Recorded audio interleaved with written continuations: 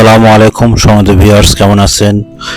আমি মোহাম্মদ জাকারিয়া, চিকিৎসক, motivation speaker. আপনাদের মাঝে স্বাস্থ্য বিষয়ে আলোচনা নিয়ে আসলাম। বিভিন্ন ধরনের বিভিন্ন আলোচনা নিয়ে আসি। তো বন্ধুরা, আজকে অনেকে কমেন্ট বক্সে কমেন্ট করেছে যে ইদানিং দেখা যাচ্ছে যে স্ট্রোক কি কারণে কি জন্য স্ট্রোক হচ্ছে। তো বন্ধুরা, প্রথম থেকে শুরু করে শেষ পর্যন্ত না টেনে অবশ্যই মনোযোগ সহকারে শুনবেন।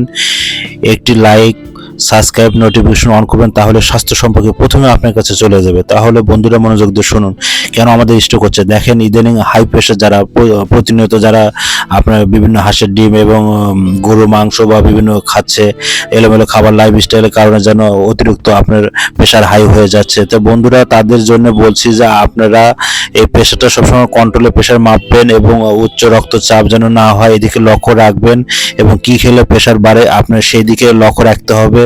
আর অতিরিক্ত টেনশন করা যাবে না, তাহলে কিন্তু স্ট্রোকের ঝুঁকি বা চিন্তা চেতনা থাকবে। এগুলো আপনার নিয়ম মেনে চললে বা ডাক্তারের পরামর্শ অনুযায়ী চলবেন। তো আপনারা এই নিয়মগুলো ফলো করলে ভালো থাকবেন, সুস্থ থাকবেন। তো সবাইকে থ্যাংক ইউ, ধন্যবাদ।